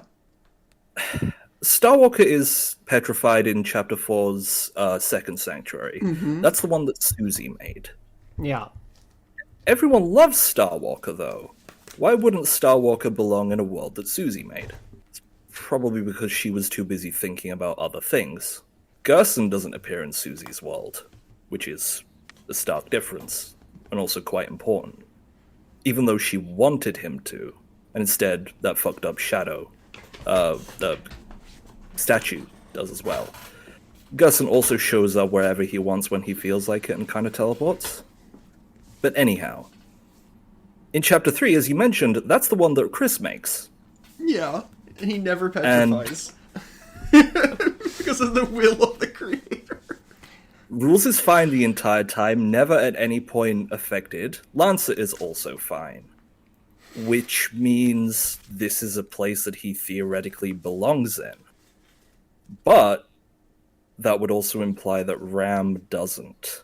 Mm-hmm. But also, depending on the route you're doing, sword route or without it, he petrifies at the same time in different ways. Yeah. Which implies Chris is affecting the will of the world as time goes on. Yeah. Like, actively, rather than at the point that they made the world. Yeah.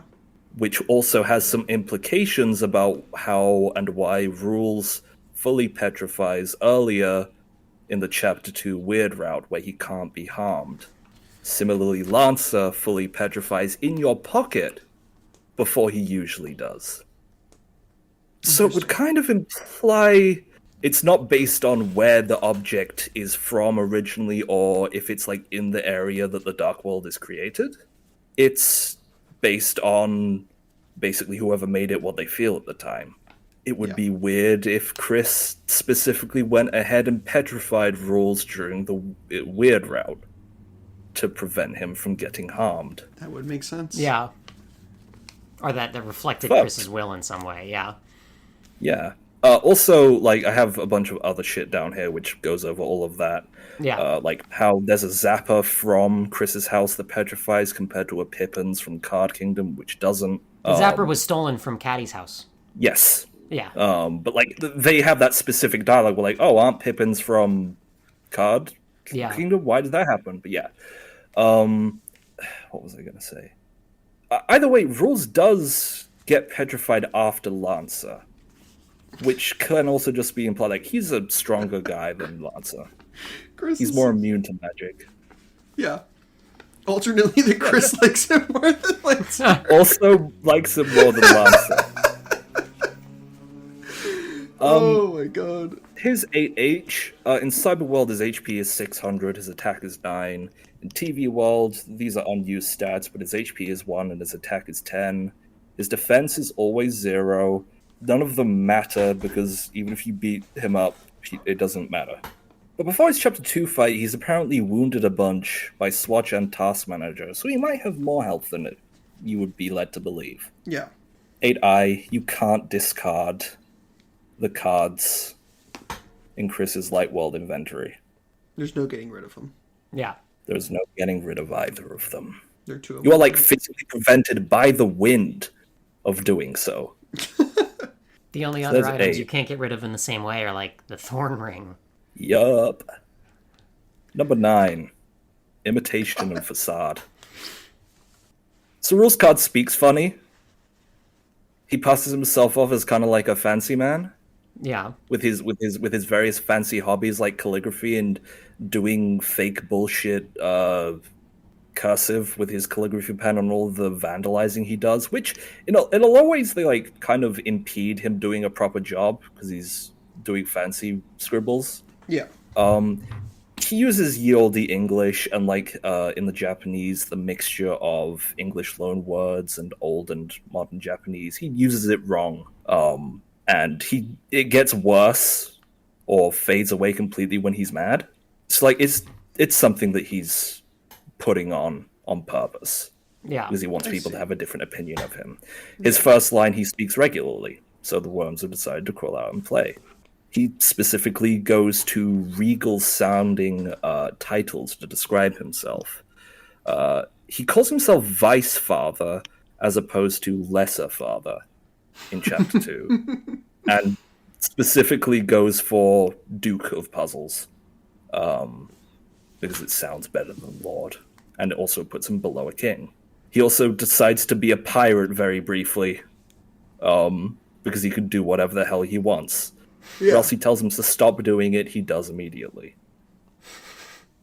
The only idea of what he might sound like is at the end of his battle theme. It's the hey. 'Cause Yeah. that's him saying it. Hey. That's kind of a normal hey. Hey, yes. This is that's not a fanciful sir. Yeah. That's a guy with a band who likes music. He has a bunch of hobbies, which he lists in his shop dialogue in chapter 1. But he talks about them like they're his dating profile best hobbies. Because he ends it with, at long walks in the dungeon, are you one of my admirers? It's as if he's giving off the impression that everything that he is makes him hot, makes him alluring, Yeah. makes him handsome and daring and genius. True. None of the ways he describes himself are the same that other people do. Like the rude in calling him a hunk. He never uses anything like that. He just calls himself ambiguously hot. Hot.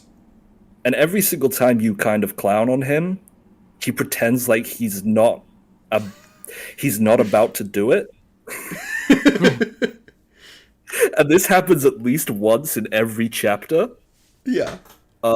When he gets petrified, when he gets divorced, he pretends that he doesn't care about Lancer very briefly. Yeah. Because he desperately needs to be a second in command.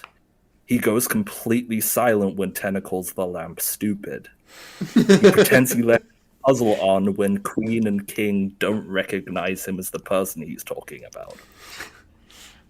He does incredibly stupid things so that he can just consistently go, hey, the thing I think is right. He bribes Susie with worms to get her to stop talking about how he was their enemy.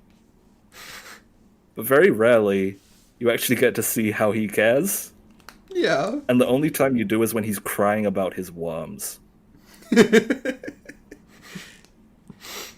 Which, considering that Tenna doesn't really seem to notice rules, this feels like it's a private moment that's being broadcast on TV. Which is sad. It's very sad. But there are other things that Rules does as hobbies that he doesn't openly talk about, such as knitting the dainty scarf that he sells in Chapter 1, which increases Ralsei's healing, is only equipable by Ralsei, and increases his fluffiness stat. My god. And it's made of doilies. Wow. But like, if there was anyone else who couldn't talk about their hobbies in a weird way, it's a picture of a cat. Oh no, it's another Chris parallel. No. My god. It's got to be. So, his theme in his shop in Chapter 1 is Hip Shop. He taps his foot to the beat. It's diegetic, there's sparkles around. He likes the music. Hip Shop is also Swatch's shop theme. It's a better shop. No. In every way. No. It's more... People actually like you might be the only customer to Rules' shop, because everyone else hates him and doesn't have money. But Color Cafe has a gift shop, and people go in and out a lot.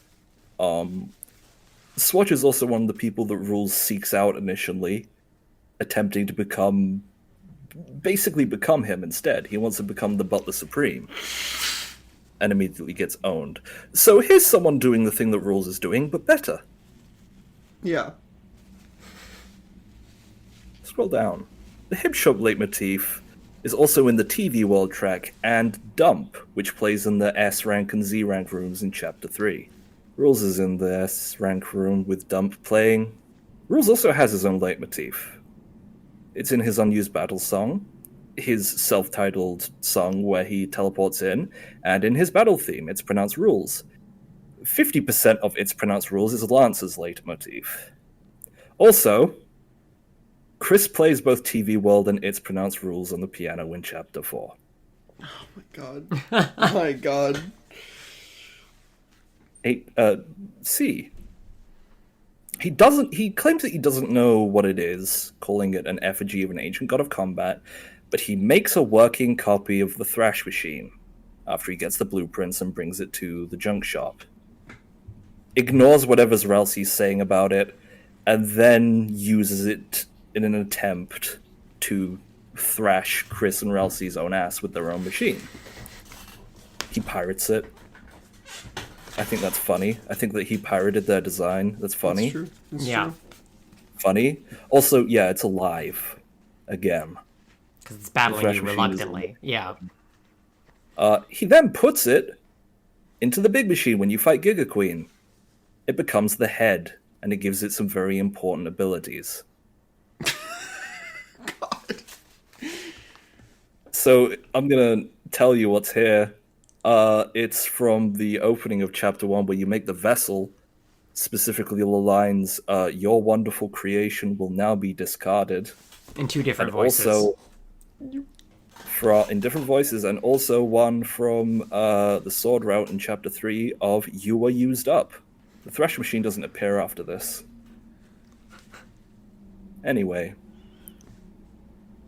Rules card, this is point D. Rules card, in all of his battles, he never attacks you directly. He doesn't have his own attacks.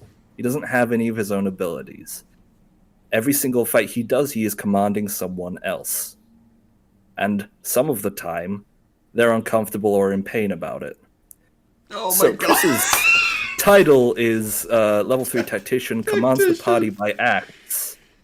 And Rules does make you act a lot in his Chapter 3 fight. Oh my god. By the way, when Rules gets out his laser pointer, he adopts the same pose as the knight and Chris pointing. It's the same hand, and they have the other hand kind of. One of the preview images we were sent was this, what Lucretia's hovering over now, which is a 3-panel comparison of Chris pointing and the knight pointing, and between the two, Rules pointing with his laser pointer, and it made me feel insane at work, and I feel insane now as Lucretia scrolls into it. But it's like fine, because when Rules does it, it's usually a comedy moment, and it's never really that bad. Here's some top dialogue from the Board 3 thing. Elnina, Rules, how long do I have to cry? Lenino, Rules, I...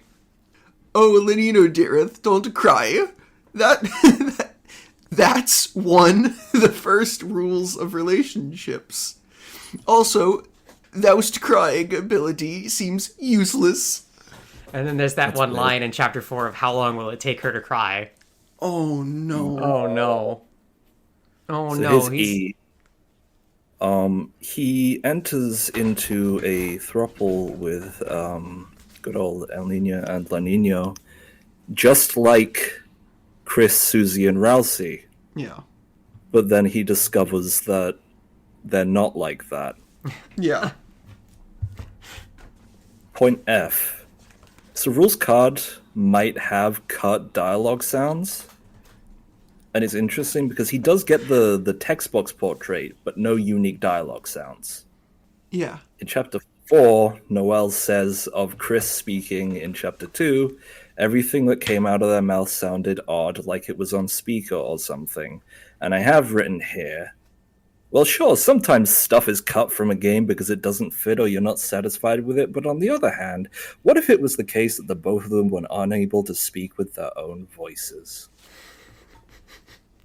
My head is in my hands. God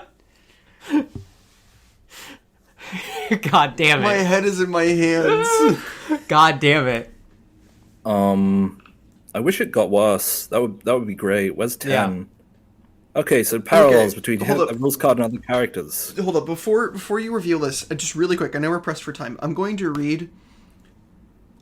wrote on a notepad. Somewhere around part 6, I got a notepad out, and I just started writing all the parallels that I picked up on, because you've given me a kind of, like, horrible divine revelation. So I just want to read off real quick. On my notepad, Chris equals Rules, really big. Lesser dad, question mark, really big. Second in command, really big, blue.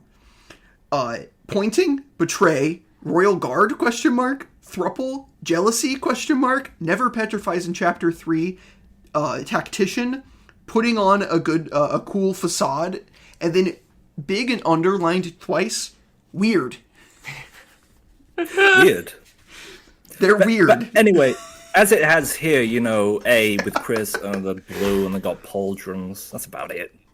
Yeah. Right? There's not. I didn't make that entire last one. No, there's nothing. based on There's that nothing more alone. to it than that. Probably. It's weird. Yeah. Anyway, B. Remember Mr. Society? Yeah, Yeah. I miss him every day. They're kind of the same. They're both kind of affluent, or they I hope we can pretend to climb be. that cliff in chapter 5 and go bother him. Yes, they got similar idol poses. They're kind of shitty cowards who don't do anything. Mrs. Society leaves Castletown in chapter 2 immediately after giving a line about the Castletown being nice but lacking something, which Rules also does. And Rules also leaves with you immediately afterwards. They both take credit for King's downfall in ways they didn't earn. They both constructed something weird that they don't understand and is very beneficial. Mrs. Society was partially responsible for fixing the warp door. Thrash Machine for Rules. Mrs. Society is ignored by mostly everyone else. Only Mr. Elegance and Jigsaw Joe really talk about Mrs. Society. He's just gone and no one cares. Ralsei! I went over this a little bit. They're both similar kinds of fruits. Rules made the scarf that only Ralsei can use. Ralsei is ignored a lot. Ralsei is made a butler immediately after entering Queen's Mansion, and is revered by the Swatchlings, even though he quits immediately. He's a high-powered butler. High efficient butler. D. Budley. Berkeley? Berkeley? Ugly. Well, they're blue. That's interesting. They're both annoying. They both think they're so fucking great. Budley has his entire flashback thing about wanting a world where he can be number 1 and number 2. Oh my god. They're frequently ignored until they started having the annoying personality. I'll speak no more on this, but Metaton is immediately underneath. You scrolled down to the Metaton just to the text, and I saw his face, and I gasped. They got similar kinds of transgender flamboyance about them. Yeah. And here it says, see lesser dad section. Oh my god. They got similar poses, but inverted. Metaton is probably nobody in hometown. He's ignored, he has no fans, and gets a boner about tenor. It's true. Just like Rules. Just like Rules. Burger pants. They're both pretending to not be going through it. Most moronic homosexual romance subplot, where someone is lying. No. They both have no money. No money. G. Oh, fuck, Gaster. Oh, fuck, Gaster. So here's pictures of Gaster, the Forgotten Man tree and Rules side by side. It was Gaster all along.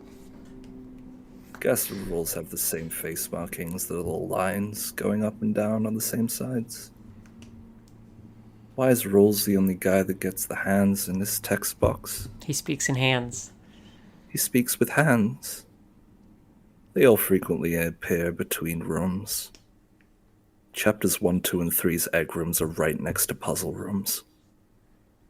Rules is the puzzle guy. The Forgotten Man shows up in random places in the light world, just like Rules can. Everyone forgets about Gaster, Rules, and the Forgotten Man. The fucking Thrash Machine / Vessel parallel. You can't encounter the Forgotten Man or Rules in Chapter 2's Weird Route. Oh my This god. is so fucked up. Both of them are made inaccessible. Anyway, H, the original Blowjob Brothers. This is Sweet Cap'n Cakes. Yeah. Sweet Captain Cakes already went over this. They want to win the woman for win. Yeah. Yeah. That one sucked to say. I'm surprised I did it. And then I, the Captains from Chapter 4. They're annoying, chivalrous morons who are constantly trying to win over a blue lady. They don't realize how annoying they're being. Yeah. They suck at puzzles. The Captains can't climb, and Rules is Rules. The times when they actually attempt to impede you, they don't. They are worthless. Late game allegiance shift. And they do show up in weird places a lot. The captains stack themselves to appear in places which are extremely helpful to you, after mostly hating you the rest of the time. But there's all the parallels that anyone gives a shit about. Now I want to talk to you about some real stuff. This really stretched out PNG of Rules' face from his Chapter 3 slot. Yeah. Do you like this? Yeah, it's good. Anyway, Section 11, the Lesser Father or the Transfeminized. Transfeminized zone. This is another thing I picked up on. This is what, honestly, this is about as deep as I can think about Rules cards. I'll bring in how he's he's kind of like an effeminized, like lesser man. Like, I think that's interesting, right? That's probably why nobody likes him. He's not like a Tumblr sexy man, right? Because he's not like a little dirtbag or like a big, tall, sexy guy. He's just kind of a weirdo with long hair and a small ass that is weird and sucks. Basically treated like a substitute wife by King. Yeah, that's kind of weird, right? That's weird. That's weird. I wonder if there's a part of this graph about that. There's a lot of images in sections 11 and 12 that don't really have captions. I'm mostly going to leave this to people who want to look at it themselves. Yeah. But I bring up his lack of unique voice lines. I bring up that he tries to romance the first bitches that show up that have pronouns. I have every time he is referred to as a lesser father, highlighting the lesser part. Yeah, I'm a really big fan of when you wrote that person, or when you had that person and you wrote a bunch of red things to it. So Swatch has got some lines of dialogue that calling Rules that unbearable pause. Unique man, followed with, I am afraid that person is now banned from this establishment. Please do not mention him again. Oh my god. Okay, yeah, we can leave this to audience exploration. The Rules God relationship system, definitely me. But I'm not allowed. I'm allowed to have relationships. Oh lord. So that's fun. Section 12 is every other thing that exists. Yep. Of Rules. Yep. Like we got the Valentine's cards. The aforementioned picture of Rules card in between fucking Oscar Francois de Jarry, Rosa Versailles, and Gerard Way in the Welcome to the Black Parade outfit. We've got how he's when he's little pins. He's with Shawm and Jevil specifically. All of the different merch that you can get him as, various references that he makes. He does Lethal Company dance. He shows up in a crossover with Groove Coaster. He's not in the Chapter 2 poster art. Here's another P-Jack image. 5 shots of bourbon and dick from a fat guy got me acting like a ashtray for his Cuban. Okay. And then the Valentine's things. Okay. Yeah. He's I Am Mean with his worms. Yeah. So I feel upset. My stomach hurt at various occasions throughout this. Yeah. The transfeminized stuff, Lucretia zooming in on patted my chest, comma. At several points in this, I felt queasy. I think I maybe had passively understood some of the Chris parallels, which of course are insubstantial beyond Pauldron and Blue. There's nothing else to it. But as I was going, I feel like I was. It also has a small. I feel like I was born witness to a horrible revelation, and it kind of made me a little insane, like Lovecraft. It got me bad. I can't believe Rules is actually important. I can't believe Rules is I'm intertwined so mad. in a really dramatic This is like the way. point at the end of the John Boy video where the whole image zooms out and you're like, you feel so triumphant because it's like the whole narrative has resolved and it's so Yeah. beautiful, except I'm just fucking mad. I feel sick and mad and have upset. By far what's going to be the longest episode. God willing, this is the longest ever episode of Survey Program. A long fucking episode where we learned a lot about rules and each other.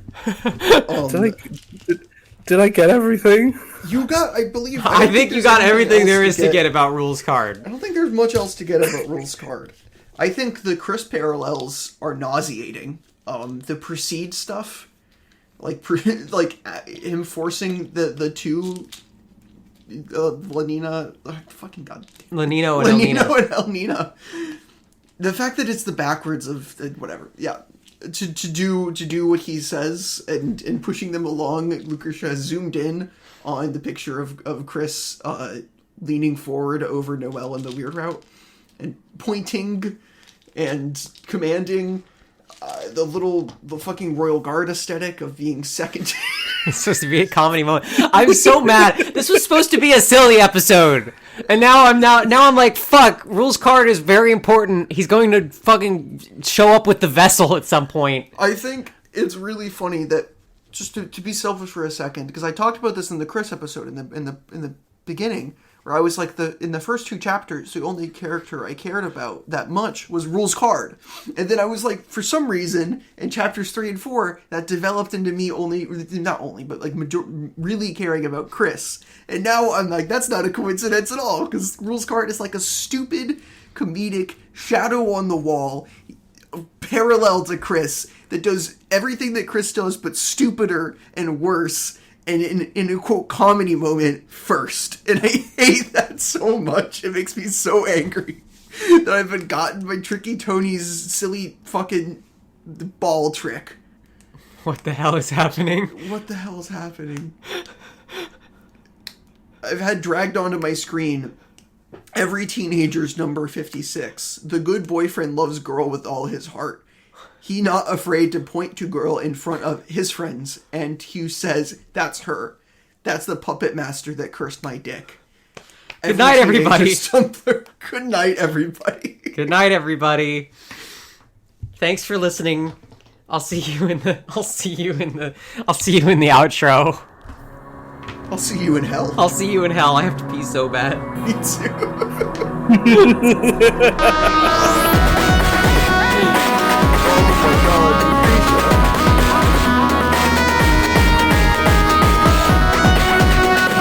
Well, that episode was exactly as long as it needed to be. Hi, I'm Kate Shrike. I hope you enjoyed listening to that episode and I lied to you about who I was earlier. But on to more important things. You can join the Survey Program Discord with a link at the notes. It's the main area where the discussion of episodes and the games themselves take place, and there's various creations from everyone in the community.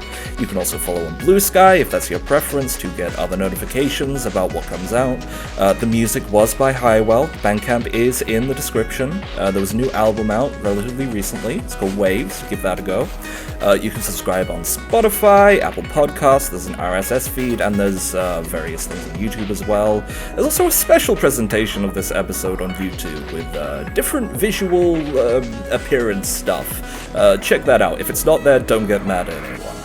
I don't know what next episode is, even though I do. I'm gonna be there. I'm not, but check out Pisteals. It's also there. I don't know who that is. Anyway, grouposhrike.net, and I'm very, very sorry.